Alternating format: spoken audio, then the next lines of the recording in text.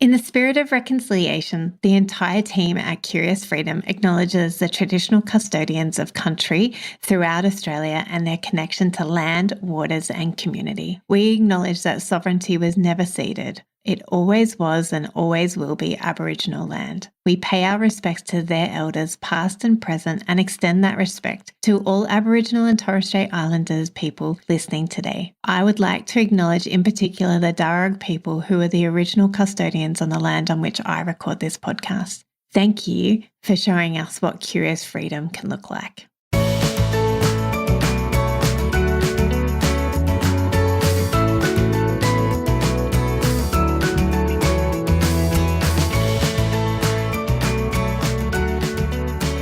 Hi, welcome to Curious Freedom with Kirsty Fi and friends. I am your host, Kirsty Fi.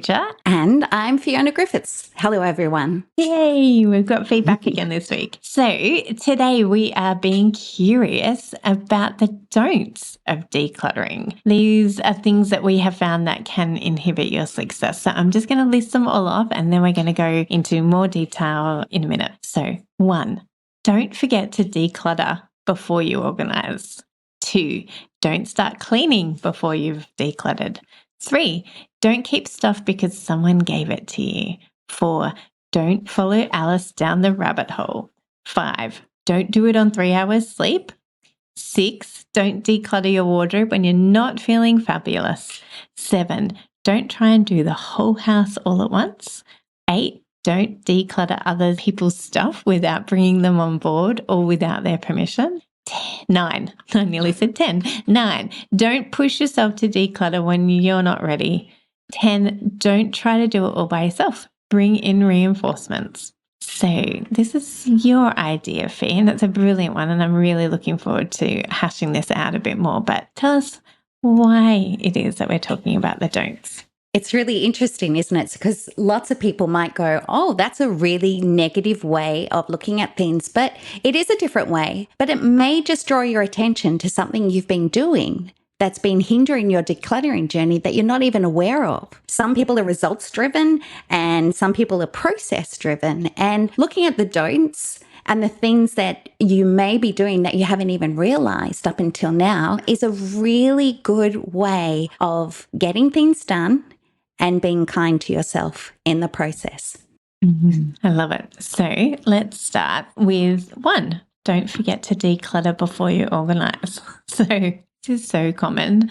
Most of us think that if we just organized our stuff just a little bit better, if we just got the latest TikTok fad or the coolest thing that was on Instagram, that all the ads were showing us what to do, that would just magically make our house a whole lot better. The challenge is that actually the thing that will make your whole house a whole lot less cluttered is actually decluttering. And it's so much easier to organize when you've only got the things that you love and use in your home and that you've decluttered everything else that was superfluous and wasn't being used and you didn't love or broken and all of that. And it's so much easier to organize when you've got the appropriate organizing solutions. And that is to be done after you've decluttered. So many of our clients, we rock up and they're like, look at all the tubs that I've brought so that we can organize all of this. And we're like, that is so fantastic. We're really looking forward to using those tubs. Let's see what we can declutter first. And so many times I've been into clients' homes and we haven't even used the tubs that they've bought because we didn't need it, because we decluttered everything that was meant to go into those tubs. Or we decided, like I was talking about last week, that now is not the best organizing solution for what is left. So we always declutter before you organize. What's the next one, Fi? Don't start cleaning before you declutter. As Kirst mentioned last week, it's so much easier to clean when the house is free from clutter. And decluttering first, as we just said, and then cleaning will make the process so much quicker and easier. And you can end up doing things in that time that you've saved, doing the things that you want to do. Do you want to tell us about your weekend? My weekend? Well, something happened and I was like, right, I'm going to go through my house once again from the top to the bottom. I went through every cupboard and did the process. I cleaned after I decluttered, and it was the best thing ever. It took me 12 hours. I live in a 3-story townhouse, but I was so ready to get it done, and I did it. And then the cleaning process, really, it was just so much easier to do. I felt so good afterwards. I felt a little tired, but it was a great day, a long day, but a good day. Also, and just in case you didn't know, Fi is a professional declutter coach. So we said earlier, don't try and do it all at once. That's right. It's not Fi's every weekend. She doesn't do it every weekend. And it's not her recommendation for everybody. And no. She's a professional. Which is really funny because I got to the end. I had been listening to podcasts and doing all sorts of things. I was kind of in the groove, which we'll talk a bit about later. And I got to the end and I went, oh my goodness, I just did 3 sessions worth of organizing and decluttering. And I was quite shocked. Now, I have said before that I'm a bit of a process-driven person, and I did need someone probably to come in and say, I was the only one home. I needed someone to come and say, actually, time out. It is time to stop. So that's my learning for, the weekend. But it was really good, and it did make everything else flow so much better. You can clean this week much easier. Yes, absolutely right. So number 3 is don't keep stuff because somebody gave it to you. So we've all been there when a family member, a friend, or a significant other gives us a gift and we feel obligated to keep it, even if it's something we don't particularly like or have use for. However, holding on to things simply because they were given to us can lead to clutter and feelings of guilt. So although it can be difficult, maybe it's time to get curious about why we may be keeping things just because they were given to us. Giving is about showing love and affection, not about making someone feel obligated to keep something they don't want or need. It can bring guilt and stress and detract us from the joy of the possessions we choose to have in our home. So if a gift doesn't bring you happiness, it may be time to pass it on to somebody who will appreciate it more. And of course, it can be difficult to let go of gifts, especially when they come from somebody we care about. However, it is important to have honest and open conversations with the person who gave us the gift. Thank them for the love they've shown us through giving you the gift, and explain that the gift doesn't work for you and you'd like to find it a new home. Now, that is appropriate if you've got healthy relationships with people. If somebody is in your life who doesn't have healthy boundaries, then you actually don't owe them any explanation for getting rid of a gift at all. You do not need to feel obligated or pressured or guilt-tripped into keeping something just because they love you and they showed you their love by giving you a gift. I just want to be really clear about that. Like, if somebody is making you feel guilty and shaming you or making you feel obligated, then that's actually pointing to some unhealth in the relationship. And I would suggest maybe digging into that a bit more too, about some boundaries.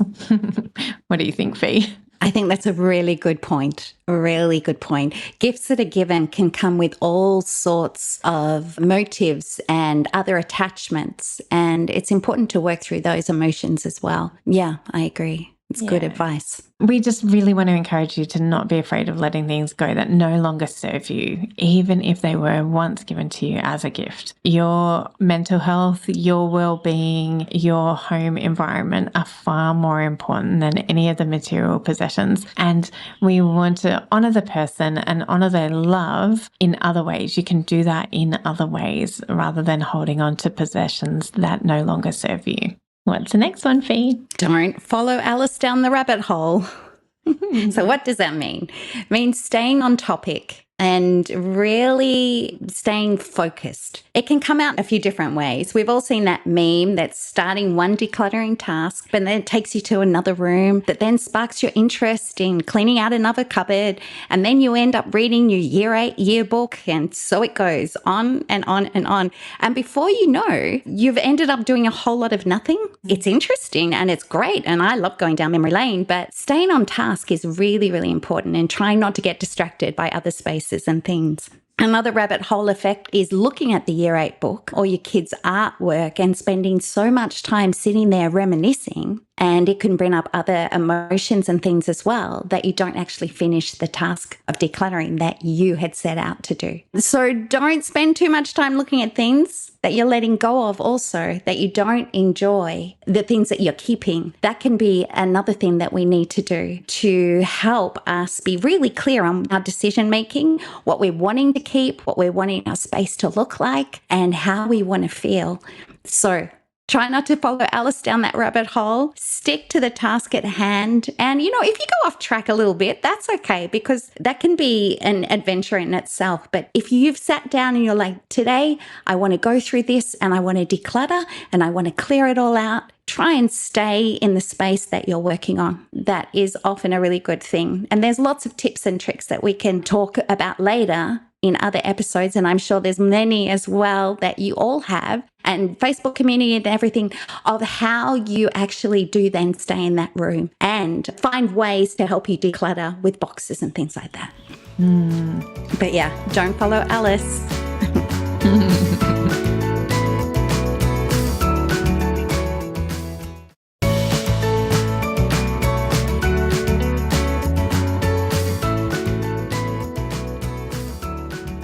Our next one is don't do it on 3 hours sleep. None of us make the best decisions on little sleep and when we're tired. Another thing that I read last night is nothing good happens after 9 p.m. at night. And I used to say 12 p.m., but as I'm getting older, I think 9 p.m. is a better mark sometimes. And this is totally dependent on when your energy rises. Like Fi was telling me earlier today that her energy for writing is actually at night. And so if your energy for decluttering is at night, more props to you.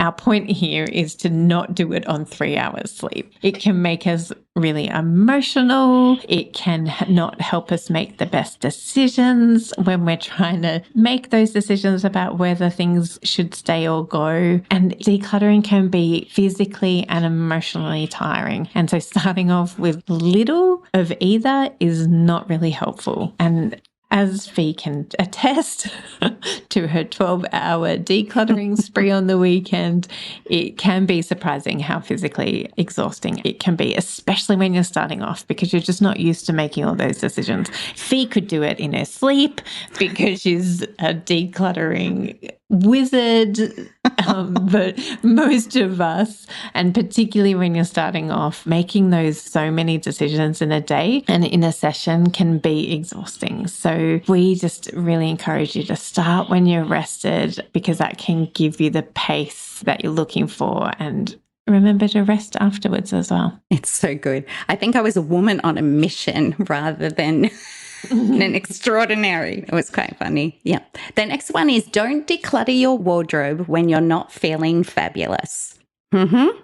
Some days we all feel better than others, and it's on those days when you're feeling a little less than the best version of yourself for whatever reason, or you may have had a huge meal the night before, or you're just generally feeling blah.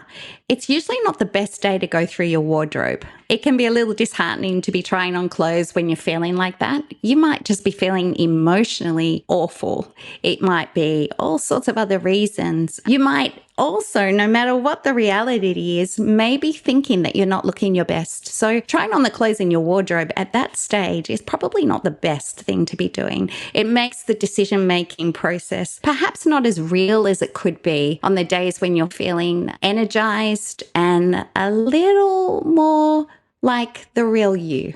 So yeah, do not declutter your wardrobe when you're not feeling fabulous. Because otherwise it all ends up in the bin. It really does. You cull. And there might actually be some really lovely clothes in there that you do look good in 95% of the time. Yeah. Yeah, that's true. Yeah. Our next tip is do not try to do the whole house at once. Or don't bite off more than you can chew. So clearly Fi could chew the whole 12 hours and could get through the whole 12 hours. Most of us can't though. So you can be really enthusiastic and be like, yep, this is good. I'm going to get it all done. And you might be an Energizer bunny when you start. Chances are you will run out of puff sooner than later.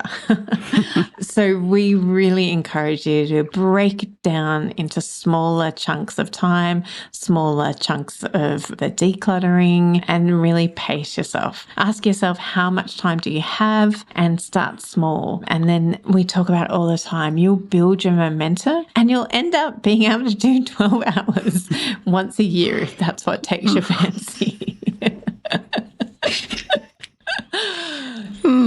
Yeah, probably don't do a fee. Well, this is now going to be don't do a fee. Don't do a fee. Brilliant. Yeah, it's true. It was a quiet Saturday night. Clearly. Yeah, it was good. And you feel much better for it. Most people will be in bed for the whole of Sunday if they tried that. So maybe start small, really chunk it up. And we're going to have more of that. We've already spoken about it in the last couple of episodes, but we've got a podcast coming up for you next week that is really going to talk about small. So I'm excited. What's the next tip? Don't declutter others' stuff without bringing them on board or without their permission.